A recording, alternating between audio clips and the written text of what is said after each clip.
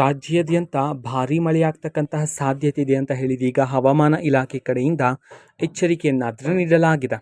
So ಹಾಗಿದ್ರೆ ಯಾವ ಯಾವ ಜಿಲ್ಲೆಗಳಿಗೆ ಎಚ್ಚರಿಕೆಯನ್ನು ನೀಡಲಾಗಿದೆ ಅನ್ನೋದನ್ನ ನಾವು ಈ ವಿಡಿಯೋದಲ್ಲಿ ತಿಳ್ಕೊತಾ ಹೋಗೋಣ.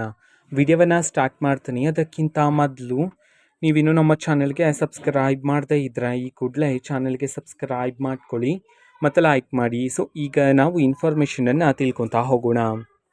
ನೋಡಿ, ಇವತ್ತು ಅಂತಂದರೆ ದಿನಾಂಕ 24/3/2026 ಇವತ್ತು ಎಲ್ಲೆಲ್ಲಿ ಮಳೆಯಾಗ್ತಕ್ಕಂತಹ ಸಾಧ್ಯತೆ ಇದೆ ಅಂತ ಹೇಳಿ ಹವಾಮಾನ ಇಲಾಖೆ ಕಡೆಯಿಂದ ಎಚ್ಚರಿಕೆಯನ್ನು ನೀಡಲಾಗಿದೆ ಅನ್ನೋದನ್ನು ನಾವು ಈ ವಿಡಿಯೋದಲ್ಲಿ ತಿಳ್ಕೊತಾ ಹೋಗೋಣ.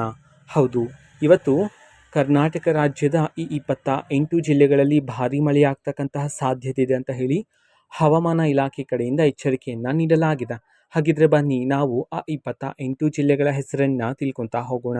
ಸೊ ಮೊದಲಿಗೆ ಉಡುಪಿ, ಉತ್ತರ ಕನ್ನಡ, ದಕ್ಷಿಣ ಕನ್ನಡ, ಬೆಂಗಳೂರು, ಬಾಗಲಕೋಟೆ, ವಿಜಯಪುರ, ಕೊಪ್ಪಳ, ತುಮಕೂರು, ಚಿತ್ರದುರ್ಗ, ಹಾಸನ, ರಾಮನಗರ, ಮೈಸೂರು, ಚಾಮರಾಜನಗರ, ಕೋಲಾರ, ಬಳ್ಳಾರಿ, ಚಿಕ್ಕಮಗಳೂರು, ಶಿವಮೊಗ್ಗ, ದಾವಣಗೆರೆ, ಕೊಡಗು, ಮಂಡ್ಯ, ಚಿಕ್ಕಬಳ್ಳಾಪುರ, ವಿಜಯನಗರ, ಧಾರವಾಡ, ಹಾವೇರಿ, ಬೆಳಗಾವಿ, ಯಾದಗಿರಿ, ರಾಯಚೂರು, ಗದಗ ಈ 28 ಜಿಲ್ಲೆಗಳಲ್ಲಿ ಭಾರೀ ಮಳೆಯಾಗ್ತಕ್ಕಂಥ ಸಾಧ್ಯತೆ ಇದೆ ಅಂತ ಹೇಳಿ ಇದೀಗ ಹವಾಮಾನ ಇಲಾಖೆ ಕಡೆಯಿಂದ ಎಚ್ಚರಿಕೆಯನ್ನಾದರೂ ನೀಡಲಾಗಿದೆ. ಓಕೆನಾ, ಇದು ಇವತ್ತಿನ ಒಂದು ವಿಡಿಯೋ. ಇದೇ ರೀತಿ ಇನ್ನು ಹಲವಾರು ಯೋಜನೆಗಳಿಗೆ ಸಂಬಂಧಪಟ್ಟಂತೆ ಮಾಹಿತಿ ಬಂದ ನಂತರ ಆದಷ್ಟು ಬೇಗ ನಾನು ನಿಮಗೆ ಇನ್ಫಾರ್ಮೇಷನನ್ನು ತಿಳಿಸ್ತೇನೆ.